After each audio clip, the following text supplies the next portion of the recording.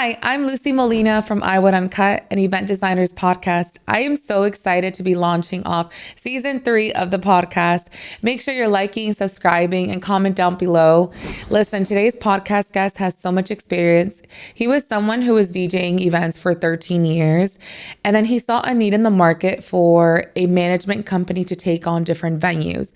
And that's exactly what he did. He became a management company for venues that not only has venues in Central Florida, but also a lot of North Florida.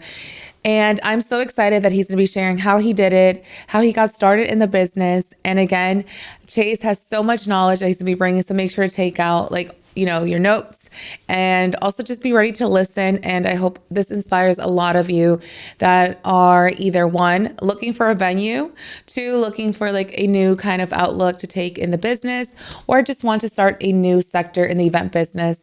So I hope you enjoyed today's podcast episode. Hi, everyone. I'm so excited. Today I have a special guest whose name is Chase Damberg, who's going to be discussing on all the things that it takes to really manage and operate venues and how he got started into this crazy business that is the events. But I'm so excited to have you here, Chase. Yeah, thank you so much for bringing us out. So tell everyone a little bit about first who you are and how you got started, a little bit about your backstory. Absolutely. A long story. So we've been in the business about 15 years at this point. Okay. Started as a DJ. Oh, that's so cool. We did the DJ thing for about 10 years. And then right around the time the pandemic hit, we were approached by a venue who asked that we DJ their venue and be their go-to DJ and kind of coordinate the timeline. We had a bit of structure in that approach. And so, long story short, that turned into venue management, and then that grew into managing multiple locations and then building locations. And so now we own and operate Head Table Hospitality, and we have a dozen wedding venues in South Florida that we manage, operate, sell, market, and execute the events for. That's awesome. So you completely go in and are able to take any venue, really put them on the map. 100%. Yes, yeah. We can start from the ground up. We start with renovation plans sometimes. Okay. It's the layout and the design of the facility, and it makes a big difference, and I'm sure we'll get into the specifics eventually. But yeah, in order to kind of capitalize on a venue's potential, if you will, we start with design, and then yes, we step in and manage and go from there. That's amazing. So, hearing all that, let's talk about a little bit how you got started in. That's so interesting. You started first by DJing. Yeah. So you already had that mix into the event world. You're already in the midst of it. You kind of know how it operates. And so tell us a little bit about your beginnings to get to this point of where now it's been 15 years of this business. I think the big thing that made a difference for us, kind of going from DJ company to venue management, a larger business operation, was with our approach to DJing, we didn't focus on the music. We focused on understanding how timelines and events work.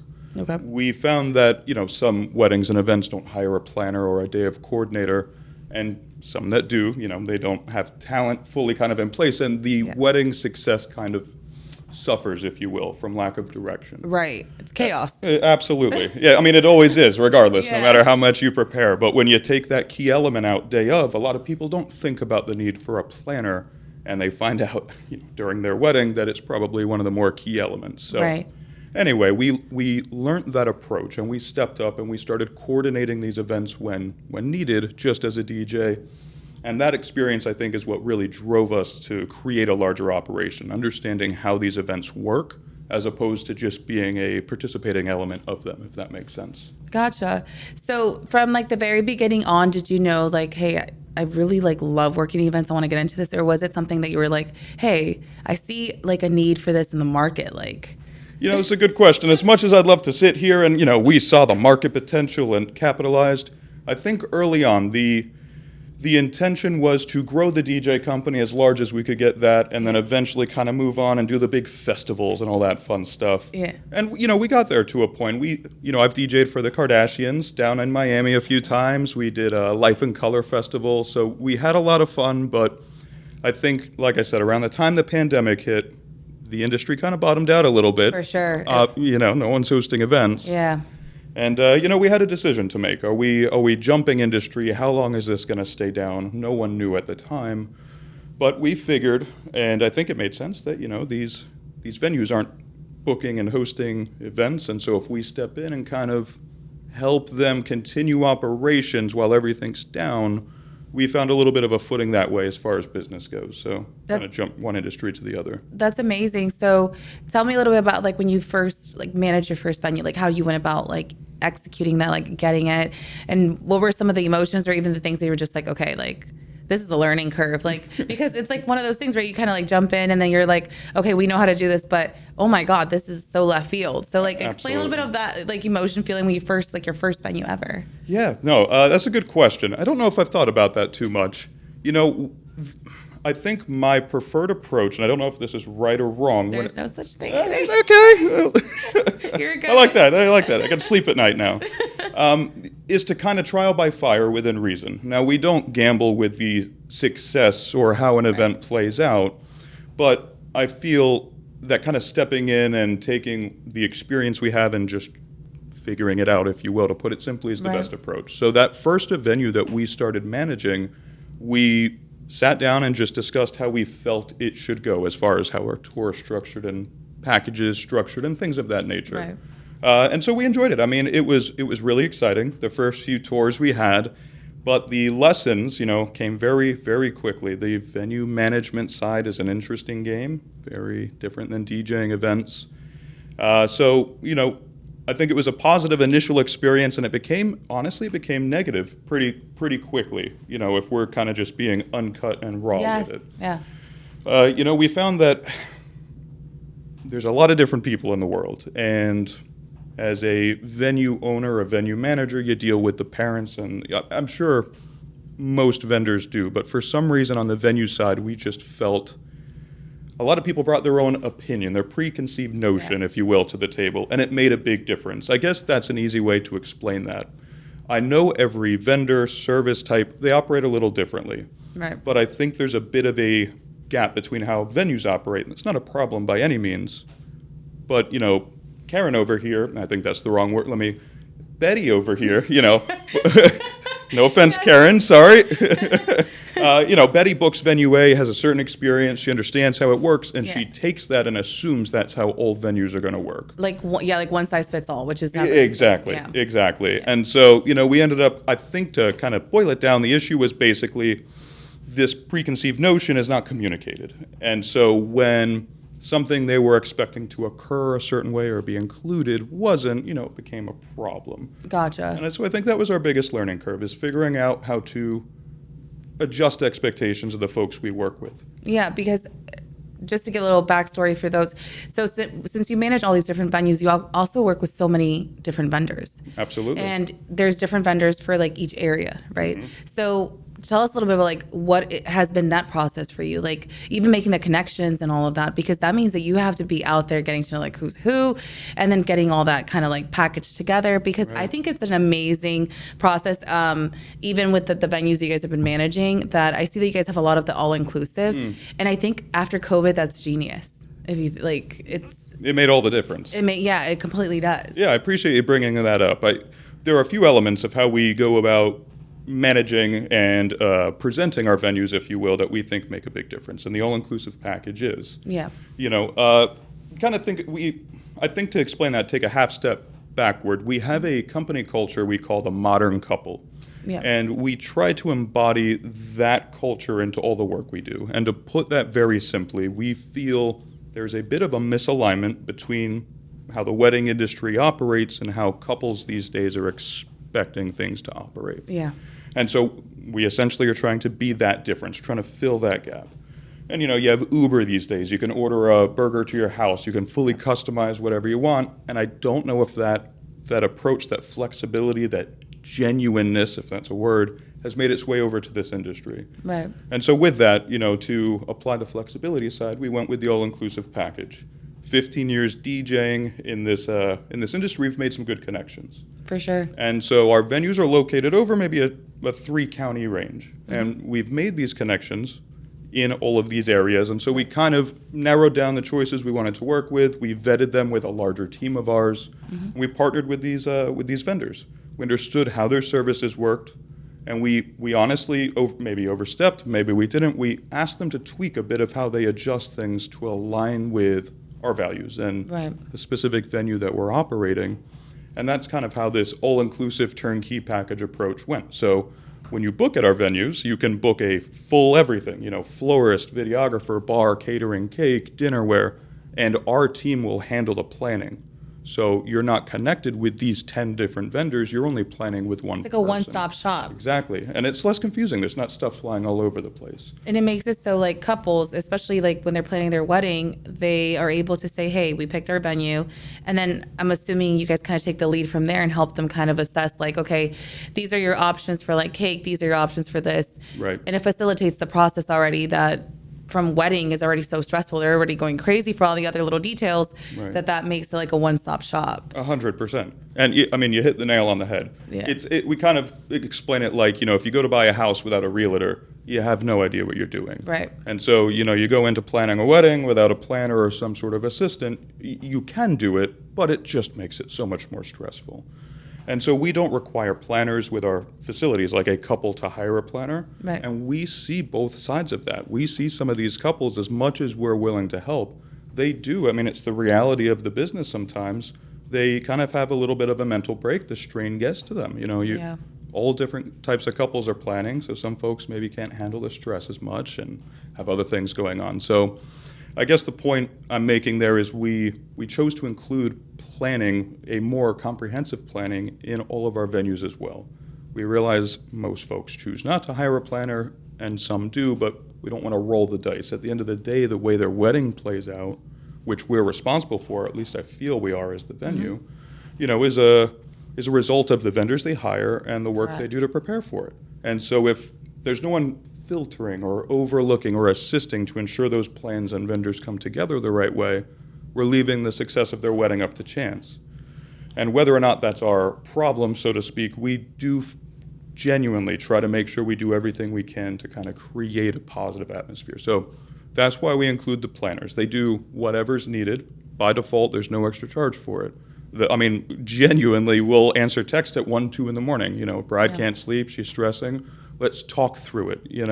I think it's nice to have a support system there. For sure. And that actually takes me to my next point, which is what do you think are some of the challenges in operating your own business? Like, what are some of the things that you absolutely love and some of the things that you're just like, well, I really do love this. Like, that's what's keeping me going here, right? I think at the end of the day, what I love, there are a lot of things. I love it in general. I love the negative side and the positive side, as silly as that sounds. And I think that's important. If you don't truly love what you do, you're going to end up kind of creating disdain at a certain point. And you want to stay positive. So I think in this industry, love seeing the happiness. As cheesy as that sounds, it's truly genuine. We do like bringing these days to life. We like working with partners and vendors in the industry and seeing the opinions they have. We're very collaborative. It's not like our way is the right way. So it's learning. Every event is a learning experience, and it kind of strengthens our ability to do what we do, and I love that aspect of the business. The part of the business I don't love, where do I start? No, I'm kidding.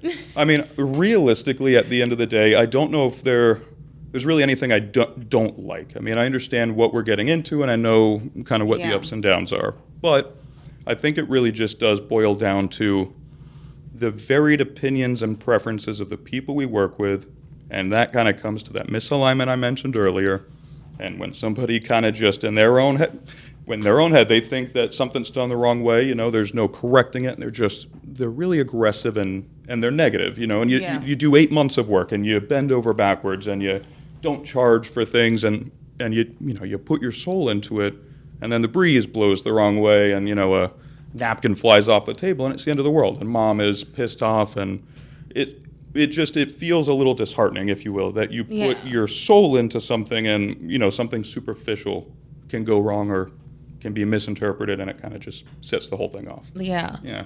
And what would you say is because especially now, like hearing like texts 1, 2 in the morning, right? I've always asked all our guests to come on, how do you handle your personal life and business life when basically it's like all a jambalaya of one big pot? So how do you handle that? Like, how do you feel what are some of the things that you navigate to get through all that? I think my answer starts with a question: what is a personal life? No, I'm kidding. That's a good one. No, if you ask my wife, I think she'd agree with that sentiment. I think I blur the lines a lot between the two. I think it's important to make your work your passion if you can and you have the ability to. Right. I think it's important to be able to turn off when you need to. You need to know when you're getting a little burnt out, when you're shouldering a little bit too much of the strain and stress. But the people I work with, and I don't know if it's right or wrong, like there's no right or wrong way is what I'm saying, but the people I work with, some of them are very staunch about turning off when they leave the office, so to speak. Not our employees, vendors and things, and that makes sense. But in this industry, to the point of the 2 a.m. text message, I do think you have to be willing to accept that you may need to work and respond to emails no matter what day or time it is. Exactly, because that comes with being a business owner. Right. It's not like, I think the common misconception even clients may have sometimes, or even vendors, is that, yes, I'm going to work from 9 to 5. When you get into the event business, it's not a traditional 9 to 5 job, right? So like you said, it's especially when you run your business, you want to make sure that customer satisfaction is at top tier, of course. right? Yeah. So with that being said, have you had any parameters where you're like, okay, no, after this amount of time or this, like, do you notate that? Do you let the clients know? Do you put it in a contract? Like, how do you navigate that? That's a good question. I think the way we chose to do that is we put expectations forward to the client, but not rules and parameters. So there's a bit of a difference.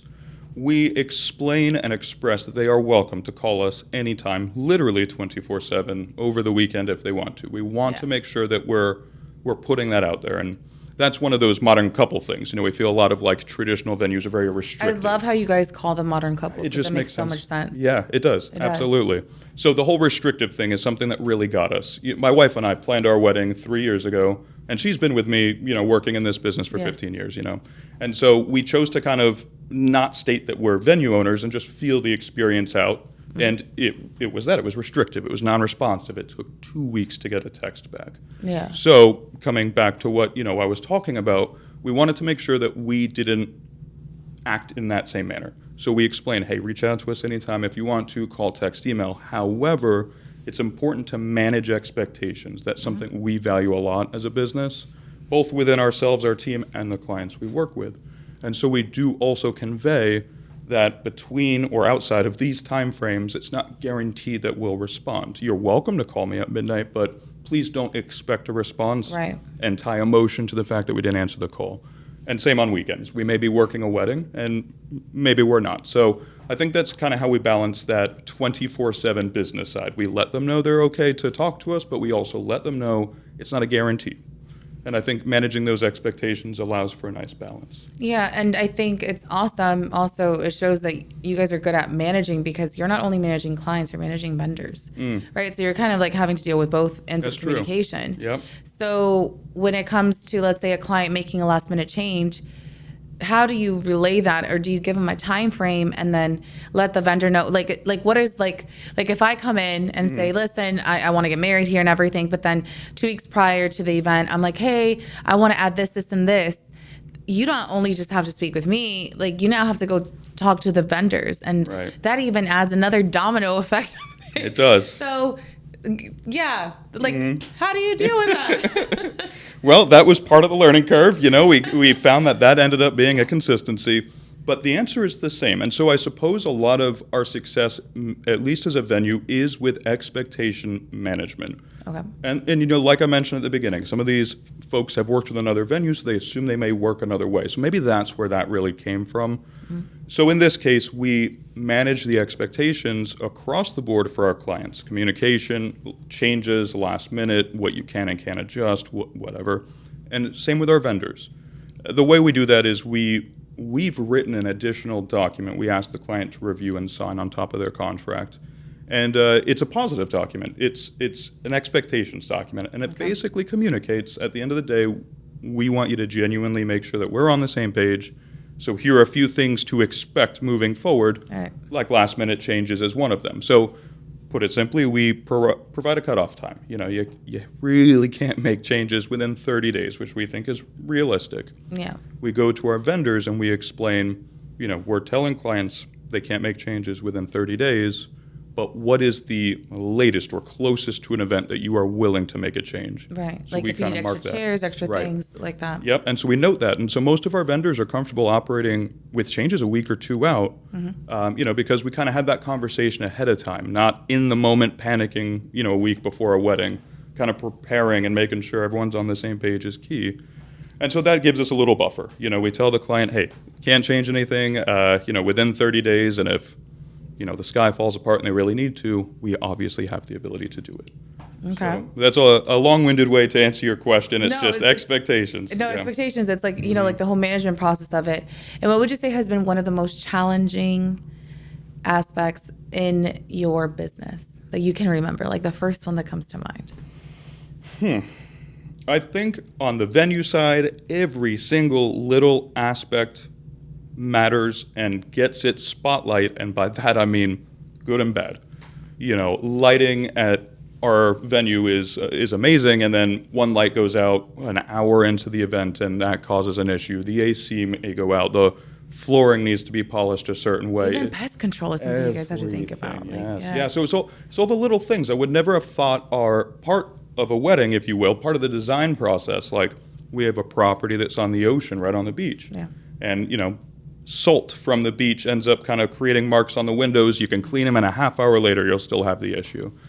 That was a learning curve. We had a very particular client asked the windows be cleaned. We did right before the wedding, and she was like, "You didn't clean the windows," and so it's not something we had realized. So property maintenance, all these little tiny pieces, just really all add up to kind of make or break a wedding, if you will. And so making sure everything is in place is probably the most difficult part of this business. It's everything. So when you decided to get into this business, everything, what would you say? Was it how'd you go about getting your team? Because I think that's a big thing a lot of vendors struggle with is finding like a solid team in their company that is kind of like tried and true. And that takes time to develop. So like those are some of the hiccups when you start your business. So Yeah. explain a little bit of that. That's a good point. Definitely one of the harder parts of being a business owner, finding quality people to work with you. At first we definitely try to hire based off experience, which I think is kind of a standard approach. You everyone, find yes, somebody like- that operates in alignment Yeah. with you, and that's who you want to work with. And we did that with the DJ company primarily. We sought out DJs who just operated how we did, and we hired them. They were a little more expensive because they were experienced, and sometimes that's tricky for a small business. But what we do these days, it's a little unique. It's a personal philosophy. I choose to hire based on who the person is, and oddly enough, not at all what they know about the industry. I think that teaching somebody how events operate, how to manage clients, how to plan events, can be done relatively straightforward. Obviously, it's an extremely complicated, industry. Yeah. But I think what's most important and what's going to survive and what's going to reciprocate the quality of our business is the people we put in front of it. Right. When it's a one-man operation, just myself, I can conduct myself how I want to. But obviously, when you start putting people between you and your clients, your company is represented by the people you put there. Yeah. If they're having a bad day and they're snippy, that's a poor experience. And so again, to me, what's most important is the core attributes of the individual we work with. I think anybody can be taught how to fish, so to speak. So weird example, but you know what I mean. But I don't think you can teach somebody, at least easily, how to manage stress, how to be overwhelmed and flex your schedule to better take on your work as opposed to having it all crash to the floor.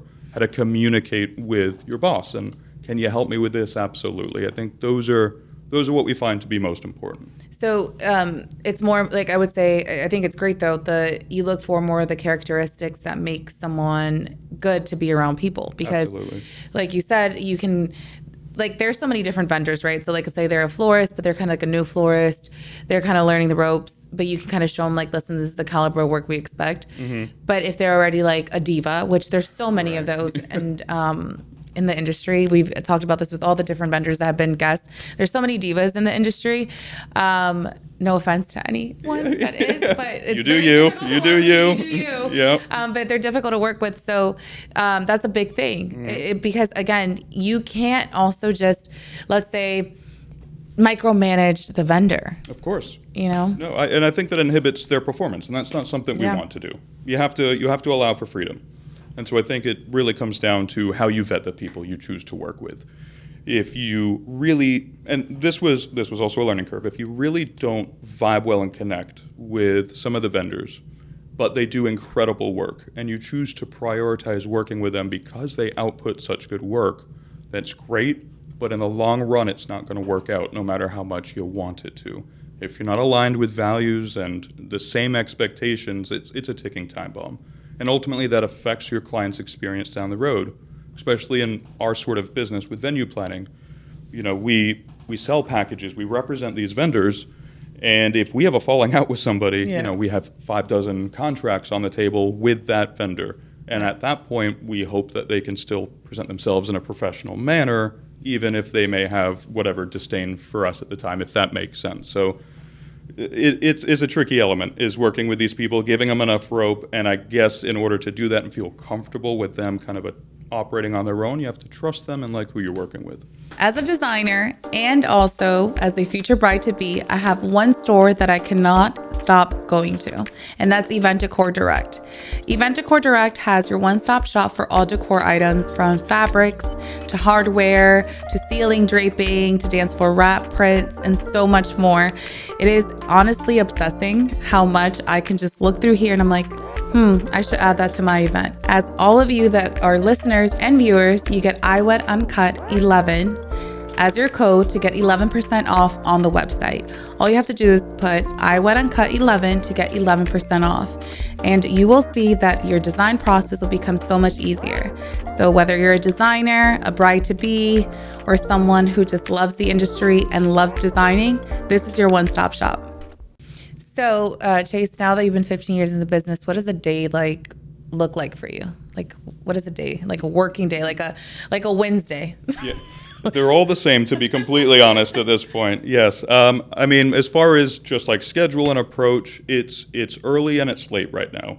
We're doing a growth push. We're looking to expand out of state with our venue management. We're securing partners. So right now, I think I'm up between 5:30, 6 in the morning, out of the house by 6:37, and working until midnight most days out of the week.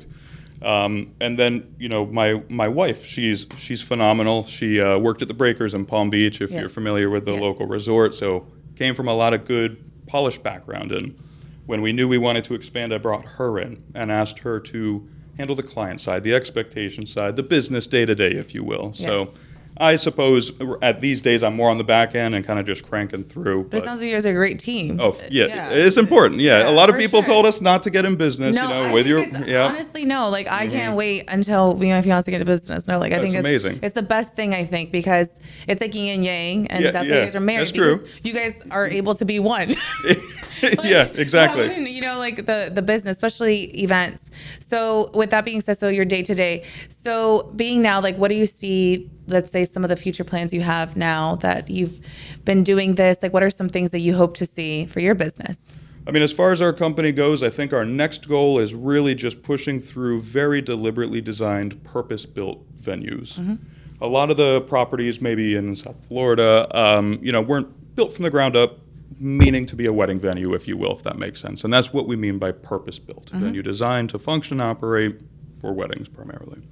And so we've got some wonderful designs together. We've partnered with some incredibly creative people, and we're really excited to introduce them to market. So that's our next big goal locally, if you will. We're shopping for land, and we're looking to build a very deliberate purpose-built venue in South Florida. Perfect. So let's say if there's any vendor listening, because we'll get to clients in a second, but there's a vendor out there, how would they go about approaching and working with your management company? Like, how would they make that connection? That's a great question.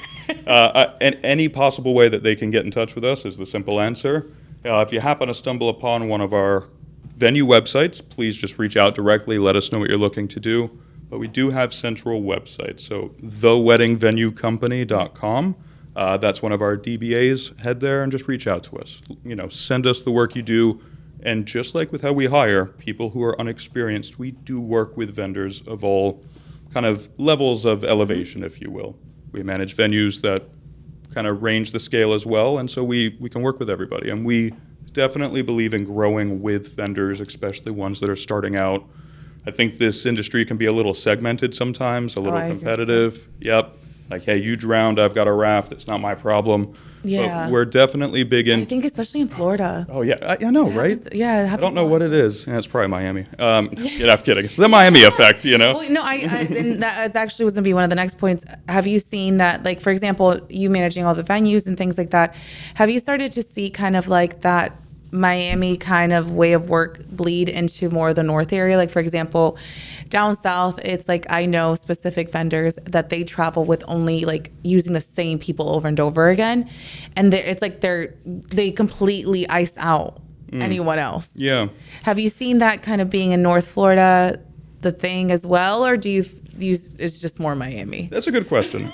I think specifically maybe it's just the work we do. I don't know if I've seen a massive influence. Now, in general, in the market, because it's important to keep eyes on everything, on a larger scale to kind of see how the industry's shifting. Yeah. I do see a bit of the Miami influence, a bit of the modernization, if you will, of how things are going, a little more technology implemented into other facilities. But the way we operate, maybe it's the way we present our locations, we brand them very heavily and lean into the clientele that aligns with us.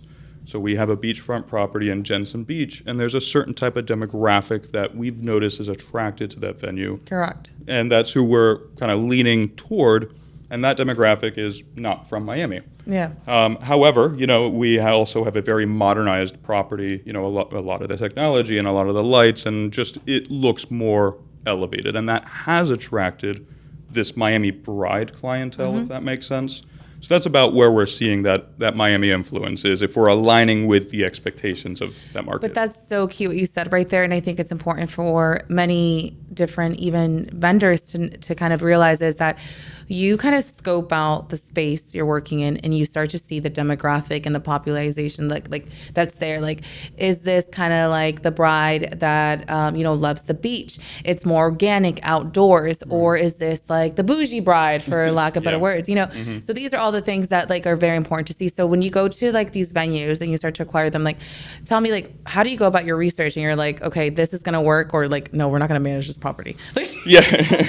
you're like, absolutely not. Well, at the end of the day, we really try not to step away from anything. Yeah. We think there's always an angle to make it work. And so the way we go about working with a new property, and we work with places that aren't currently venues. Maybe somebody has a few acres of land that's zoned the right way and they're interested in making some extra revenue.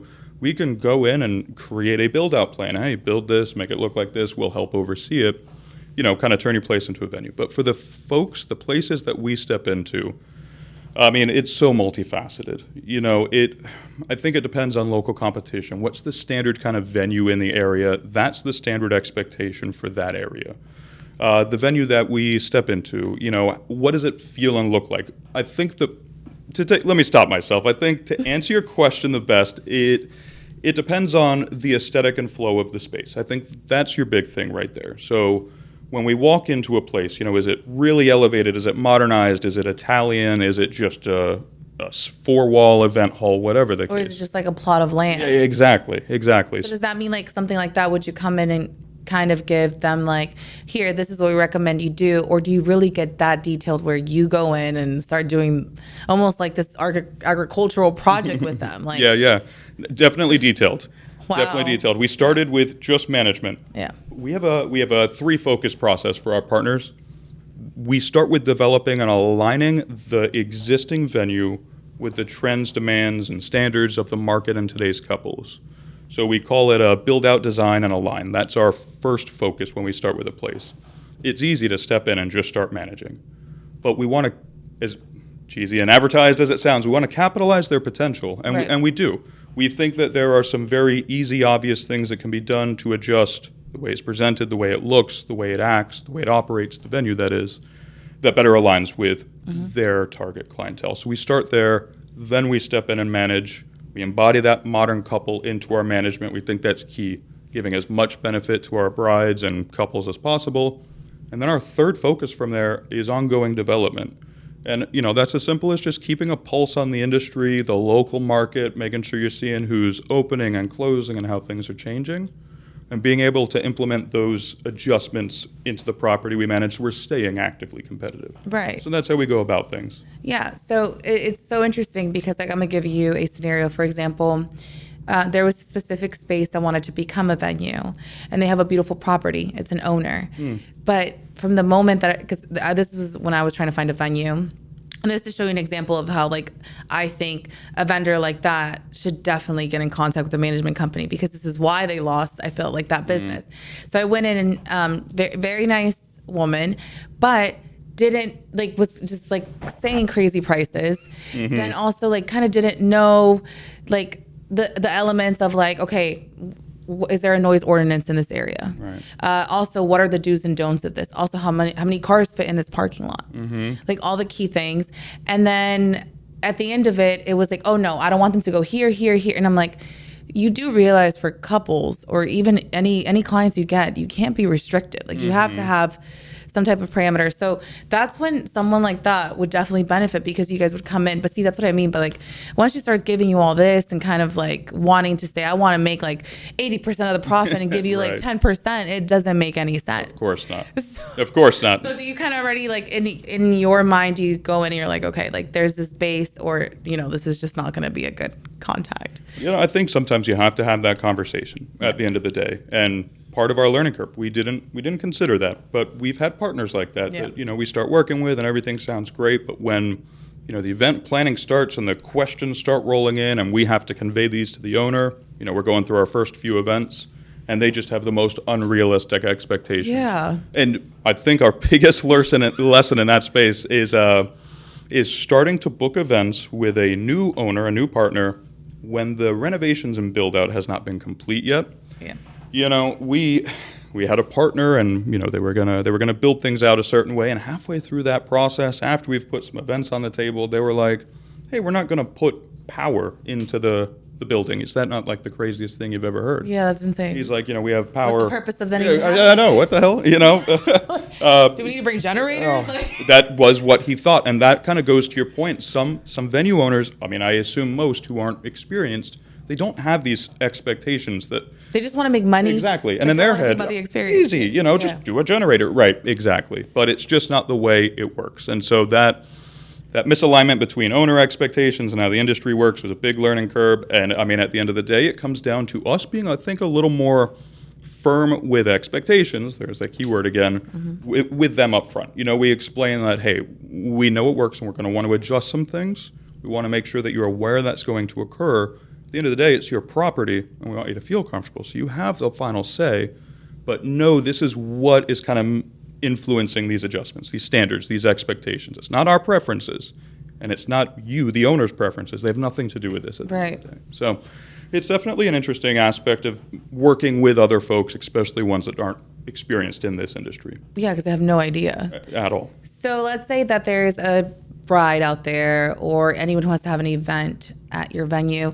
How would they go about that process? Like, what can they expect? What makes you guys different and why your venues are the ones that, you know, they should go to? Because again, I think what was great, because after doing research with your website, looking at the venues and stuff, what I liked about the fact is that it was like a one-stop shop, and it did speak a lot to like the modern couple, but also I think it just really spoke to the times, especially after COVID. Everyone needed a place where they could just get it all, because like if you even go to some of the venues, which I think they're beautiful, but they're outrageous, like the Colony, for example, Yeah. beautiful, Gorgeous. but minimum is $45K for food and beverage, and that doesn't give you not even a linen. Right. Then we go to all these other venues and it's the same thing. So let's say to a bride that's listening right now, like what would be what would make you, like, why do they need to go with you guys That's a good question. to one of your venues? I think genuinely the first part of that answer is it's not our venues that you should go to. I think it's very important to us. It is very important to us that the bride books what they want, what lines up with them. We have brides ask us that sometimes. I see you have multiple properties. Why should I go with you over somebody else? And I tell them you shouldn't necessarily. If you're asking what makes us different and why you should feel comfortable working with us. Why we're the good fit. Yeah, I can answer that question, and I absolutely will. But I think it's important to make that distinction. do what's best for you. Make sure you find the venue with the aesthetic and the flow that works for you. If you don't mind working with a pain in the ass venue manager who's going to answer you once a month and you just fall in love with the place, then do that. That's your wedding's a reflection of you. It should be a celebration, a genuine celebration of you guys. Yep. 50 years ago, it was the thing to do and you go to the ballroom, but these days it is a reflection of the couple. And so I think that's worth noting first. If our venue aligns with what you're looking for, then you should work with us.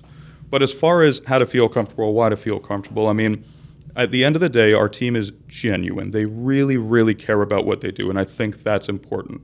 And we go above and beyond. I'm sure everybody says that, and most vendors do great work, but we do. We don't want to nickel and dime. If something's going to cost a few $100, we'll cover it. We don't want to stress you with the little invoices. You have one point of contact. They are always available to you. They're like your wedding bestie, is kind of what our team is starting to call it. We want to be the bride's wedding bestie. Yeah, there you go. Exactly. And, we will do what we need to. As a venue included, you're not paying extra for the coordinator. We'll go call and reach out to 20 florists if you want florist options other than our partners. We're not weird about who we work with. So you guys don't stick, like, okay, let's say they want like calla lilies and Right. like going straight from Colombia or something. Yeah. So you guys are open. Oh, that's awesome. Absolutely. Yeah, if we don't provide it, we'll source it. We're not even like, hey, go ahead, go book it. We encourage you to. We'll help you do that. Yeah. We'll reach out. We'll kind of compare options, compile it, and explain what we think works. And hey, at the end of the day, our benefit is we're now making connections with new vendors. And we do really want to be communal. We really do. We want to be positive. So we're really not trying to be restrictive. We're here to make your day easy at the end of the day. And we actually also put together, we spent like 3 months doing this. We created custom planning documents for our couples that give them a very straightforward look at the planning timeline with us specifically, not the general wedding planning timeline, but with us, what to expect, when things are due, very clearly. We go ahead and we print out a list of all the little details we need to finalize together. I think sitting down 3 months before your wedding to do a big final planning meeting and getting 900 questions thrown at you is a little stressful a few months before your wedding. But up front, you have a clear look. This is what we're aiming to finalize. Maybe start chipping away at it. Maybe start considering it. Like a timeline, like 9 to 12 months prior, Exactly. 6 to 5. Yeah. Yeah, that's these are all the awesome. things Cool. we have to do. Yeah, so it's easy, flexible, genuine, clear, transparent. Those are the differences. It's not stuffy. It's not hiding behind rules and policies. And I think that's kind of like one of the last big things that we like to do is not hide behind rules and policies. If you want to trapeze and backflip off the roof of a house into your ceremony, obviously, the standard hotel's like, that's liability, no way. I mean, we'll figure out how to make it work. I think that's fun. Let's make this Let's make this a genuine celebration. So it's kind of our approach. It's very custom tailored to the client. It is. And then, so just to kind of backtrack just a little bit to those that might be listening or wondering like, oh, the package. So that means that you have this pool of vendors that you work with that you're able to kind of create that stress-free approach for the couples or for the event. Yep. So with that being said, it's very different because like I said, after doing my own research and even me being in the industry for 15 years, looking at these different venues, I'm like, oh my God, things have changed so much. Right. They have. Because now they just want, they're focused on the food and beverage and they only want you to use their in-house vendors. That's it. That's true. Yeah, and I'm glad you brought that back up. I think that is something that we hear a lot, especially these days. Brides tell us how helpful and nice and light that is. So the way we go about it is when we open a new venue, we do partner with all those key vendors, the photographer, florist, caterer, whatever the case. We pre-package and kind of work with their rates so they kind of align with how we operate. And then we don't offer one venue fee, minus seasonal, but we're not like, hey, the venue cost $5,000. We give you 6 packages, and they progressively include different combinations of our vendors. So our first package is always bare bones, just the venue. It's what we include at default. So if you want to book that and bring your own team in, if you're in love with this vendor and vendor B, then please go for it. But we do also pre-package with these vendors in different ways based on how we see people using our property. So if somebody wants to come in, write one check, not stress about it, doesn't care, turnkey wedding, they're done. But they're flexible. So we, even after booking, and I don't know if that's kind of crazy these days, but you can book our big turnkey package. And maybe 6 months into planning, you fall in love with a DJ you see at a local bar. You can pull the DJ off your contract with us. There's no penalty at all. That's amazing. Yeah, most places would be like, oh no, it's locked in. Yeah, people don't. And so I think the reason we did that is people don't necessarily know exactly what they want and need 12 months, 14 months, Agreed. 2 years before their Couples wedding. don't know what they Exactly. even want. Leading up, like I think a bride doesn't even know what dress they want until like a month prior. They think they want this dream dress and they go try it on. And they're like, oh, it's a cupcake. Yeah. So like, it's Right. I agree. It's Yeah. like, so that's really nice that you guys facilitate that process. Absolutely. It's very important. It's that modern couple thing. We want to be customizable, flexible, and so you're not locked in, you're not obligated. It's scary, and we also notice that kind of pushes the whole booking process. It's tough to make that decision. You're trying to work a budget out. I really like this venue, but it's a few grand more than I thought it would be, and this photographer, and you're crunching all these numbers. How am I paying all these deposits? And so that's why we did it that way. Book all these vendors. You're only paying the same deposit, by the way, and I think that's important to note. You can book our biggest package, a literal turnkey wedding, and pay $2,000 down. We're handling our vendors on our back end. We've set our partnerships up that way. So that gives you more flexibility. You're not spending 50% down to book our venue or $40,000 to book our venue and then technically pay the deposit of all the included vendors we have. We worry about that. You pay a little bit, you pay what you want, and that gives you more room to do what else. You can book the rest of your vendors. You don't have to strain about everything being tricky up front. So I guess everything we do is just kind of designed to make the couple's life easy as possible. Yeah. Because it is a stressful industry, and we don't like that stigma. It makes sense that wedding planning is stressful, but we want to make sure, especially these new generations, they kind of look at things like that, and I think I'm seeing a little bit of a That's why trend. you're just eloping. That's why I think That's exactly what I was going to say. Why go through all the stress when I could go take a $30,000 vacation and build life experience? And that value makes sense. Yeah. Yep. So let's kind of step away from this rigid, traditional, you should do it this way approach. Make it a celebration. If you want to have a wedding and celebrate with friends, but you don't want to do the whole bouquet toss and the stuff you think, don't have a celebration is kind of how we're explaining it. You bet your best friends, your family, gather them in a place and let's design it in an organic, comfortable way. We'll have a good time, We have some brides who like rolling a food truck up in the middle of the reception, and it's a very high-end group of people, but they're loose and they're casual.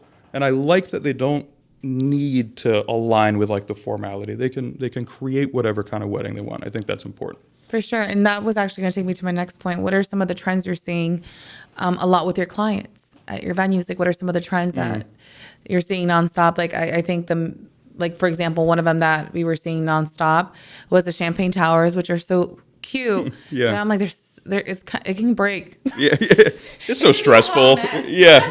Of all the things. Yeah. Or the big trend of it being a micro luxe wedding where they're focusing on having very small but a lot of luxury details. So what are some of the trends you're seeing nonstop? Like you said, maybe someone wants to jump off a roof or something, or a grand come down on a helicopter. What are some of the things you're seeing? Yeah, definitely. I mean, I think definitely the creativity, and maybe that's just because we're kind of opening the door for that, but we're getting a lot of people that want to do some interesting things. We have a venue that has a beautiful koi pond in it, just for aesthetics. Yeah. And one of our upcoming couples is building a bridge, a dock, if you will, over this koi pond. They're getting married on this dock, and then they're releasing their own koi into the pond at the end of their ceremony. That definitely is different. Definitely interesting. But I've not ever heard of that one. Neither have I.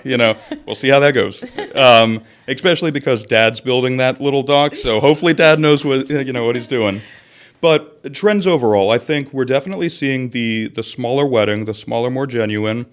On the sarcastic side, it's like, why am I paying $5,000, for an extra 10 people if I don't really like them? Yeah. So that's something I guess couples are doing what they want, to put it simply. Right. I think stepping away from really heavy, and this is just in our experience, floral centerpieces and going more minimalist. That's something we've seen a lot of. A lot of bud vases. Yeah, exactly. Yeah. I mean, I guess you want to see the person that's sitting across from and you. Also, honestly, cost-wise, it makes sense because the arrangements are so expensive. That's true too. Yes, that's no kidding. Communal seating is another one. Maybe no hard assigned seating or round tables all over the place, but big family style tables. I think that's a pretty big trend as well. Colors, we're seeing kind of a split between tradition. Nice, classy tradition, but also vibrant and colorful is, interestingly enough, the other half of that. I think those are the kind of predominant things that we've noticed these days. Okay, with trends. Yeah. And I was going to ask you, because I'm sure that a lot of people wonder, especially Florida is beautiful. A lot of people come get married here. How do you deal with the weather issues that comes from Florida with the venues, like especially outdoors? Like, how do you tell couples like, hey, we need to have a backup B plan. It's rainy season, April showers, May, like we need a tent. Like, how do you go about explaining to them, especially the out of town couples that come in and they're like, what? Yeah. What does That's that a mean? good point.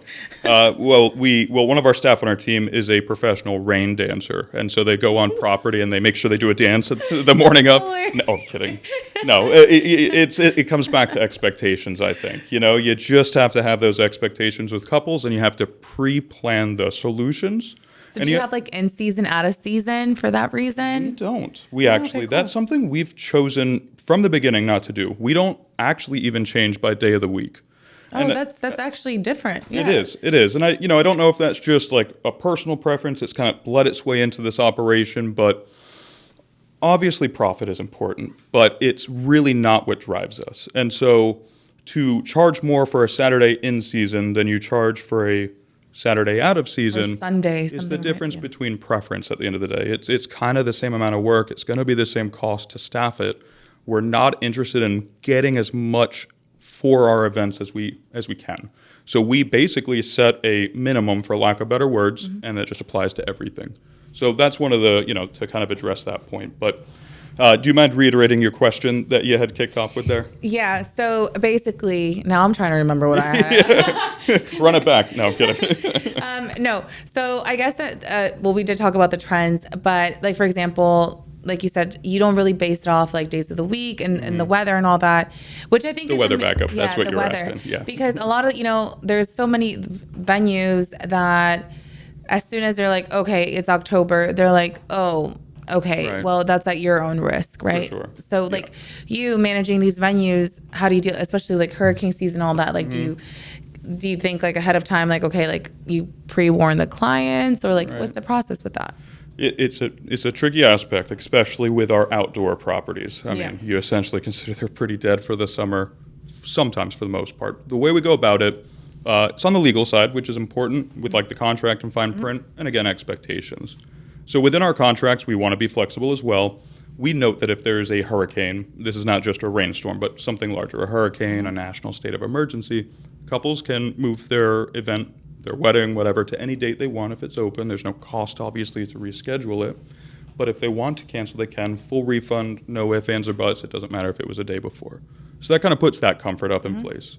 Something else that's worth noting is that because we have such a large network of properties that are close to each other, I think that's a little bit of a unique benefit when it comes It to is. us. If one of the places, I mean, knock on wood, burns down or something, which happens, or it's an outdoor venue and it's going to shower. We have other properties we can move you to, worst case scenario. So there's never truly that something goes There's always backup crazy plans, wrong, backup right? plans, Yep. yeah. But other than that, I mean, it's just what we have chosen to do is we partnered with a rental company. We rent in big tenting. We have them come out, the rental company, measure the spaces, make sure they can fit the tents in all the places that we're kind of hosting events within. And then we cover those costs out of pocket. So we tell clients up front, hey, it's probably going to rain. We've pre-researched what months are the rainiest and the windiest and the most humid. By city, we have that pre-done. Transparency is important. Completely. I mean, we could just hide behind it and be like, oh, it doesn't really rain in August or something. Yeah. But then you're setting yourself up for, failure. Headaches and problems. Yeah, exactly. So, Yeah. hey, this is actually the rainiest month of the year, but just so you know, I think, rain is good luck, and we'll bring tenting out, and honestly, it's totally up to you. I want you to be comfortable. We're not here to twist your arm, and we let the decision become a little organic, natural. It's up to the bride's preference. We inform them both with what we'll do and what the realities are, and they make their own decision. Okay, good. So it's like a pretty good balance. And something that I wanted to ask you, because it's such an interesting, unique business approach. We had here someone from The Knot, and the main thing that he kept talking about is the follow-up and how businesses struggle with the booking because of the follow-up process. So for you guys, for example, do you have like a process in place to make sure you guys don't let those leads kind of slip through the cracks? Are you out there hustling, going to these? Like, at wedding expos, like a little bit about that. Like, Yeah, that's an interesting topic because I think that shifts obviously with trends and how things are changing as well. We have done a lot of intimate testing on this with all of our venues, all the clientele to see what works and kind of what doesn't. Personally, I hate people following up with me repetitively. Like if I'm interested, I'm going to get back to you. Right. But that's not necessarily how most people operate. So what we found is just kind of cutting it down to the numbers, following up with breathing room between your follow-ups, and ensuring your follow-ups are some degree personalized does make a massive difference with bookings. I think there's a lot of noise in the market. If you, God forbid, they make a post on Facebook looking for wedding venues, they're going to get 70,000 comments, and you're just completely the shuffled. algorithm just like 100% bombards you. Yep. Yeah. Or somebody, we get this a lot. We're the first venue they tour, and then they go tour a dozen other places, and even if they fell in love, I mean, they toured us at this point 2 months ago, and we kind of get lost. So putting yourself back in front of couples, the follow-up definitely does make a difference. But knowing when to stop following up is important, and how you follow up is also important. And so we kind of test just a very straightforward, simple follow-up that is transparent. Like, hey, wanted to check in again. I haven't heard back from you. I'm sure you're talking to a lot of folks. If you're not interested, or if you're still shopping around, if you don't mind, just let me know where you're at, and we'll update from there. I don't want to continue to bother you. And so we ask them straight up, like, hey, you're not interested in our place? No problem. I'll stop bugging you. Saves us both time, and it's nice and easy. Yeah. But on the other hand, again, standing out, if it's done tastefully, is also fun. So we've been testing funny follow-ups is kind of what we call them. And I maybe it's just me. I'm just a little silly with the business side sometimes. And so I tried this email where subject line is, do I need to call 911?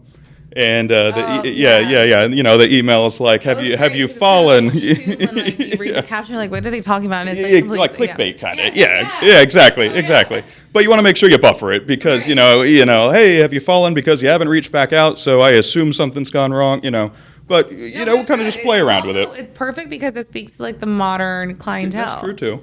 Yeah. Especially, I mean, with all due respect, especially with Gen Z. Yeah. We found a lot of success. I don't know if this is like a little business secret here, but we found a lot of success testing emails, like an initial email, like, thanks for reaching out, here's our price guide. Yeah. But we phrase it dramatically on like this, the Gen Z side, if you will. So like, what's up, fan? Thanks for reaching out to our venue. It's lit, Yeah, that's how it's so genuine, true, though, yeah. if anything. Even if it's like cringy, if you will, which we get. We're doing it with acknowledgement to that. I think it's important because if not, you have to go with the time. Yeah, exactly. And you have to align with the folks you're working with. We don't want to be outdated old people, so to speak, that don't get it. Because especially the big thing, which I think is amazing that you caught on to, is the fact that a lot of couples traditionally, it was their parents who paid. But now I think they even let out a report. It was like 67% of couples are now paying for their own weddings. Yeah. Compared to traditional route, which was the parents of the bride would be the one paying everything. No, now it's like the couple is taking on everything. Absolutely. That's why they're being selective on like, okay, we want to do this. We don't want to invite our third cousin we haven't seen, and so that's a good point. So I think that's amazing that you guys have caught on to that, especially like in the Palm Beach area, because Palm Beach gets such a bad notion, the Palm Beach County, for the retired community. And I was born and raised in Palm Beach, and so it does have that community, but it does have a lot of like new people coming back to like their home roots. 100%, yeah.